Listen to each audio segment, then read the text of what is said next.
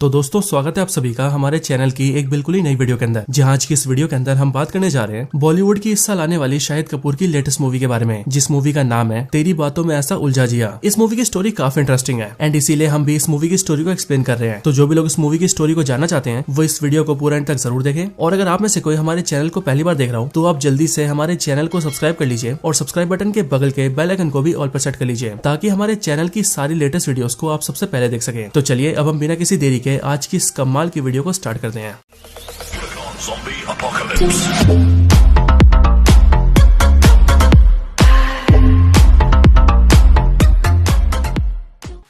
तो इस मूवी के स्टार्ट होते ही हम शाहिद कपूर को देखते हैं, जिसका नाम आर्यन अग्निहोत्री होता है। और शाहिद कपूर यानी कि आर्यन अग्निहोत्री एक रोबोटिक्स इंजीनियर होता है और ये काम करता है ई रोबोटिक्स नाम की एक बहुत बड़ी कंपनी के अंदर। आगे हमें पता लगता है कि आर्यन एक बहुत ही अच्छा रोबोटिक्स इंजीनियर है एंड वो अपनी पूरी कंपनी के अंदर सबसे अच्छा प्रोग्रामर भी है। इसके साथ ही हम ये भी जानते हैं कि जिस कंपनी में आर्यन काम करता है यानी कि ई रोबोटिक्स, वो उसी की मौसी की कंपनी है और वो अपनी इस पूरी कंपनी को यूएसए से कंट्रोल करती है। और अभी के टाइम पर आर्यन अपनी मौसी की कंपनी के मुंबई वाले ब्रांच के अंदर एज अ प्रोग्रामर जॉब करता है। और इस पूरी कंपनी की जो मालकिन है यानी कि आर्यन की मौसी, वो और कोई नहीं बल्कि डिम्पल कपाड़िया है। इसके आगे हम ये देखते हैं कि आर्यन की मौसी यानी कि डिम्पल कपाड़िया आर्यन को मिलने के लिए यूएसए बुलाती है, जिसके बाद आर्यन भी अपनी मौसी से मिलने के लिए यूएसए जाता है और वहाँ पर आकर अपनी मौसी से मिलता है। इसके बाद आर्यन की मौसी उसे कुछ दिन के लिए रुकने के लिए कहती है एंड उससे कहती है कि वो इस कंपनी के अंदर रहकर भी काम को सीखे और यहाँ जो जो चल रहा है उन सब चीजों को जाने। इसके बाद ही आर्यन की मौसी आर्यन से कहती है कि उसने उसकी मदद के लिए अपनी मैनेजर को तैयार रखा है और उसकी मैनेजर अभी आर्यन के यूएसए वाले घर के अंदर है। सो इसीलिए आर्यन को अगर किसी भी चीज की जरूरत हो तो वो उसकी मैनेजर से बोल सकता है। आगे आर्यन अपने घर जाता है यानी कि यूएसए वाले घर, एंड जब वो अपने घर जाता है तब वो ये देखता है कि वहाँ पर उसकी मौसी की मैनेजर पहले से ही होती है एंड वो मैनेजर और कोई नहीं बल्कि अपनी कृति सेनन होती है, जिसका नाम होता है सिप्रा। इसके आगे हम ये देखते हैं कि आर्यन को सिप्रा से मिलकर बहुत खुशी होती है। और रही बात सिप्रा की, तो वो आर्यन के लिए सब कुछ करती है, जैसे कि खाना बनाना, कपड़े धोना एंड उसके लिए घर की साफ सफाई करना, एंड वो सारे काम बहुत ही परफेक्टली करती है। बट यहाँ पर हम सभी एक बहुत ही अजीब चीज नोटिस करते हैं एंड वो अजीब चीज ये होती है कि आर्यन को जो भी चीजें अच्छी लगती है वो सारी चीजें सिप्रा को भी अच्छी लगती है। जैसे कि आर्यन का जो फेवरेट कलर होता है वही से फेवरेट कलर सिप्रा का भी होता है, उसे जो खाने में पसंद होता है सिप्रा को भी वही खाने में पसंद होता है, आर्यन को जो गेम्स खेलना पसंद होता है सिप्रा को भी वही गेम्स पसंद होती हैं, एंड जहाँ जहाँ घूमना आर्यन को पसंद है वहाँ घूमना सिप्रा को भी पसंद होता है। एंड फिर इसी रीजन की वजह से वो दोनों एक साथ घूमते फिरते हैं और बहुत एंजॉय करते हैं। इसी दौरान हम ये देखते हैं कि आर्यन को सिप्रा से लव हो जाता है और साथ ही साथ सिप्रा भी आर्यन से लव करती है। लेकिन जब वो दोनों एक दूसरे से लव करने लगते हैं तब फिर एक दिन अचानक से उसकी मौसी उसके घर आती है। मौसी को देखकर आर्यन काफी ऑकवर्ड फील करता है एंड वो ये सोच रहा होता है कि वो अपनी मौसी को ये बात कैसे बताएगा कि वो और सिप्रा एक दूसरे से लव करते हैं। लेकिन यहाँ पर हमें पता लगता है कि आर्यन की मौसी को सब कुछ पता होता है एंड वो ये पहले से ही जानती है कि सिप्रा और आर्यन लव करते हैं। बट यहाँ पर एक बहुत बड़ा खुलासा होता है। असल में आर्यन की मौसी हंसते हुए आर्यन से कहती है कि उसे उसके और सिप्रा के बारे में जानकर बहुत खुशी हुई है। एंड फिर आगे वो खुलासा करते हुए उसे बताती है कि असल में सिप्रा को इंसान नहीं बल्कि एक रोबोट है, एक ऐसी रोबोट जिसे उसी ने बनाया है और उसे इस तरीके से डिजाइन किया गया है कि वो ना सिर्फ ह्यूमंस की तरह दिखे बल्कि वो ह्यूमंस के बहुत करीब भी जा सके। यानी कि जिस तरह से ह्यूमंस खाते हैं, पीते हैं, घूमते हैं, फिरते हैं, बातें करते हैं एंड इमोशंस रखते हैं, ठीक उसी तरह से सारे इमोशंस इन रोबोट्स के अंदर है। एंड यहाँ पर उसकी मौसी ये एक्सपेरिमेंट कर रही थी कि क्या उसकी बनाई हुई रोबोट यानी कि सिप्रा ह्यूमंस के साथ घुल मिलकर रह सकती है या फिर नहीं। इसके आगे आर्यन की मौसी उससे कहती है कि असल में उसे अभी भी कई सारे एक्सपेरिमेंट्स करने हैं एंड उन सारे एक्सपेरिमेंट्स के लिए भी उसे आर्यन की जरूरत है। लेकिन इधर आर्यन को जैसी ये सारी बातें पता लगती है कि सिप्रा असल में कोई लड़की नहीं बल्कि एक रोबोट है, वैसी उसका दिल टूट जाता है एंड वो बहुत ज्यादा डिप्रेस हो जाता है। और ऐसा इसीलिए क्योंकि उसे सिप्रा से लव हो गया था। इसके साथ ही आर्यन अपनी मौसी से भी नाराज हो जाता है एंड वो उनसे कहता है कि आखिरकार उन्होंने उसे एक्सपेरिमेंट करने के लिए क्यों बुलाया था। बट उसकी मौसी आर्यन से कहती है कि वो सबसे अच्छा रोबोटिक्स इंजीनियर है और उससे ही बड़ी बात वो उसकी फैमिली से है, इसीलिए ऐसे एक्सपेरिमेंट के लिए उसे वो सबसे अच्छा लगा था। बट इधर आर्यन बाकी के एक्सपेरिमेंट्स को करने के लिए मना कर देता है एंड वो उदास होकर अपने घर इंडिया चला आता है। इधर आर्यन जैसे अपने घर आता है वैसे हम ये देखते हैं कि आर्यन की फैमिली मिलकर आर्यन से शादी करने के लिए कहते हैं एंड क्योंकि आर्यन बहुत ज्यादा डिप्रेस होता है इसीलिए वो शादी के लिए हाँ कर देता है। एंड फिर इसके बाद ही आर्यन की शादी फिक्स होती है और उसकी एंगेजमेंट कराई जाती है। लेकिन जिस दिन आर्यन की एंगेजमेंट होती है वो उसी दिन अपने घर से भाग जाता है एंड फिर अपने घर से काफी दूर आकर वो अपनी मौसी को कॉल करता है और मौसी से कहता है कि उसकी मौसी जो चाहती है वो करने के लिए तैयार है एंड इसीलिए सिप्रा के साथ एक्सपेरिमेंट करने के लिए उन्हें जो जो करवाना है वो सब करने के लिए भी आर्यन रेडी है। ये सुनकर आर्यन की मौसी खुश हो जाती है एंड वो उसे यूएसए बुलाती है। बट आर्यन अपनी मौसी से कहता है कि वो यूएसए नहीं आएगा बल्कि वो ये चाहता है कि वो सिप्रा को इंडिया भेज दे। एंड ऐसा इसीलिए क्योंकि आर्यन अपनी मौसी से कहता है कि वो सिप्रा के अंदर इंडिया में भी एक्सपेरिमेंट करना चाहता है और वो ये देखना चाहता है कि सिप्रा इंडिया के अंदर फिट बैठती है या नहीं, क्योंकि आफ्टर ऑल आर्यन की मौसी सिप्रा को इंडिया में लॉन्च करना चाहती थी। और और फिर इन्हीं सब रीजंस की वजह से आर्यन की मौसी रेडी हो जाती है एंड वो सिप्रा को आर्यन के पास इंडिया भेज देती है। इधर जैसी सिप्रा आर्यन के पास पहुंचती है वैसी आर्यन उसे लेकर सीधा अपने घर जाता है एंड उसे अपनी फैमिली से मिलवाते हुए सबसे कहता है कि वो इस लड़की से प्यार करता है एंड ये लड़की यूएसए में रहती है जिसका नाम सिप्रा है एंड इस लड़की के पेरेंट्स नहीं है, यानी कि ये अनाथ भी है। ये सुनकर आर्यन की फैमिली काफी खुश होती है और फिर इसीलिए सिप्रा आर्यन और उसकी फैमिली के साथ उसके घर में रहने लगती है। हालांकि इस दौरान आर्यन ये मेक श्योर करके रखता है कि किसी को भी ये बात पता न लगे कि सिप्रा असल में ह्यूमन नहीं बल्कि एक रोबोट है और वह काफी हद तक सिप्रा की सच्चाई छुपाने में कामयाबी हो जाता है। और फिर इसी तरह से कुछ दिन बाद ही उनकी एंगेजमेंट होती है जिसके अंदर आर्यन और सिप्रा एंगेजमेंट कर लेते हैं। बट फिर उसके कुछ दिन बाद ही हम ये देखते हैं कि आर्यन का एक कजन अचानक से सिप्रा को उसके रूम में देख लेता है जिस टाइम पर सिप्रा चार्ज हो रही होती है एंड फिर इसीलिए वो सिप्रा के पास जाता है और सिप्रा से पूछता है कि आखिर वो ये सब क्या कर रही है। और क्योंकि सिप्रा एक रोबोट होती है इसीलिए वो आर्यन के कजन को सब कुछ बता देती है कि वो असल में एक रोबोट है और वो इस टाइम पर अपने आप को चार्ज कर रही है। बट फिर इसके बाद ही हमें देखते हैं कि शाहिद कपूर यानी कि आर्यन ये सब देख लेता है एंड इसीलिए उसका कजन सिप्रा के बारे में फैमिली को ना बता दे, इसके लिए वो अपने कजन को डराता है एंड उससे चुप रहने के लिए कहता है, जिस पर उसका कजन भी चुप हो जाता है। इसके बाद कुछ दिन बीत जाते हैं एंड देन फिर वो वाला दिन आ जाता है जिस दिन आर्यन और सिप्रा की शादी होने वाली होती है। यहाँ पर हमें देखते हैं कि आर्यन ने अपने फ्रेंड को सिप्रा के बारे में बता दिया होता है एंड इसीलिए आर्यन का फ्रेंड उसे एडवाइस देता है कि वो ऐसा ना करे और एक रोबोट से शादी ना करे, क्योंकि एक रोबोट चाहे कुछ भी कर ले बट वो एक ह्यूमन नहीं बन सकती। लेकिन अब क्योंकि आर्यन सिप्रा से लव करता था इसीलिए वो इन सारी बातों को इग्नोर करता है एंड वो सिप्रा से शादी के लिए तैयार रहता है। बट उसी दिन की शाम को हम ये देखते हैं कि सिप्रा अपने आप को चार्ज कर रही होती है बट उसी टाइम पर अचानक से लाइट चली जाती है एंड फिर झटके से लाइट वापस आती है। बट इस वजह से सिप्रा के सर्किट में शॉक लगता है एंड उसके मदरबोर्ड में मेल फंक्शन हो जाता है, यानी कि सिप्रा के सिस्टम में खराबी आ जाती है एंड फिर इसीलिए सिप्रा बहुत ही अजीब बिहेव करने लगती है, जैसे कि वो कभी बहुत धीरे बोलती है फिर बोलते बोलते बहुत तेज हो जाती है और चलते टाइम पे बिल्कुल टेढ़ी मेढ़ी होकर चलती है। इसके साथ ही सिप्रा वो सारे टास्क करने लगती है जिन टास्क के बारे में उसे मना किया गया होता है, जैसे कि शादी वाले दिन ही वो सबके सामने आकर सारे मेहमानों के सामने नाचने लगती है एंड जब ये देखकर आर्यन की बुआ उसे रोकने आती है तब वो आर्यन की बुआ को 2 चांटे भी मार देती है। इसके साथ ही वो आर्यन के कजन को पकड़ती है, उसे घसीटते हुए छत पे ले जाती है एंड छत पे लाकर उसे नीचे फेंक देती है। बट अब क्योंकि नीचे गद्दा होता है इसीलिए आर्यन का कजन बच जाता है, बट सिप्रा रुकती नहीं है और वो इसी तरह से टेढ़े मेढ़े काम करने लगती है। ये सब देखकर आर्यन उसके पास आता है एंड वो उसे पकड़कर रुकने के लिए कहता है और साथ ही साथ वो उसके बटन को ऑफ करके उसे रोकने की भी कोशिश करता है ताकि वो किसी तरह से शट ऑफ हो जाए। बट हम ये देखते हैं कि सिप्रा ऑफ नहीं होती और वो आर्यन को हटने के लिए कहती है, लेकिन क्योंकि आर्यन नहीं हटता एंड उसका हाथ नहीं छोड़ता इसीलिए सिप्रा लोहे की बाल्टी को उठाकर उसे सीधा आर्यन के सर पे मार देती है, जिससे आर्यन नीचे गिर जाता है। एंड फिर हम ये देखते हैं कि सिप्रा सीधे मंडप के पास जाती है एंड वहाँ से जलती हुई लकड़ी को उठाकर सब तरफ आग लगाने लगती है और वो मंडप के साथ साथ आसपास के सारे कपड़ों में भी आग लगा देती है। एंड फिर इसीलिए ये सब देखकर आर्यन अपनी शादी वाली तलवार को उठाता है एंड उसके पीछे वाले हिस्से से सिप्रा के ऊपर अटैक करता है एंड फिर उस तलवार के 2-3 अटैक लगते ही सिप्रा शट ऑफ होकर नीचे गिर जाती है, जिसके बाद सारी फैमिली शांति की सांस लेती है। एंड फिर यहीं पर हम ये देखते हैं कि आर्यन को ये रियलाइज हो चुका है कि एक रोबोट चाहे कुछ भी कर ले बट वो कभी ह्यूमन नहीं बन सकती। इसके बाद ये सीन खत्म होता है एंड हमें आगे का सीन दिखाया जाता है जहाँ पर हम ये देखते हैं कि अब 6 महीने बीत चुके हैं और 6 महीने बाद आर्यन की मौसी एक लॉन्च इवेंट के अंदर सिप्रा को लॉन्च कर देती है, जहाँ पर वो ये बताती है कि ये सिप्रा 2.0 है और असल में सिप्रा 2.0 इसीलिए क्योंकि आर्यन की मौसी ने सिप्रा के अंदर से सारे मेल फंक्शन को ठीक करके उसे लॉन्च कर दिया था। इसी लॉन्च इवेंट के अंदर आर्यन भी होता है। बट यहीं पर हम ये देखते हैं कि आर्यन से कोई लड़की बात करने आती है, बट जब वो लड़की आर्यन से बात कर रही होती है तब सिप्रा उसे देखकर घूरने लगती है और इस चीज को आर्यन का फ्रेंड नोटिस करता है, इसीलिए वो आर्यन को इस बारे में बताता है एंड आर्यन से कहता है कि जब वो दूसरी लड़की से बात कर रहा था तब सिप्रा उन दोनों को घूर रही थी और वो जेलस फील कर रही थी। बट आर्यन इस बात को टालते हुए कहता है कि ऐसा कैसे हो सकता है, सिप्रा तो मशीन है और उसे तो रीसेट भी कर दिया गया है और अब तो उसके अंदर मेरी कोई मेमोरी भी नहीं है। बट इसके बाद ही जैसी आर्यन सिप्रा को देखता है वैसी सिप्रा भी उसे देखती है एंड सिप्रा उसे देखकर स्माइल करती है, जो देखकर आर्यन थोड़ा शॉक हो जाता है। बट फिर इसके बाद ये मूवी एंड हो जाती है और स्क्रीन के ऊपर लिखा आता है टू बी कंटिन्यूड, जिसका मतलब ये मूवी तो एंड हो चुकी है लेकिन हो ना हो इसकी कहानी अभी भी बाकी है। सो इसीलिए ऐसा भी हो सकता है कि इस मूवी का सेकंड पार्ट भी आए जहाँ पर शायद से हमें इसके आगे की स्टोरी पता चले। लेकिन तब तक के लिए this is the end of the video.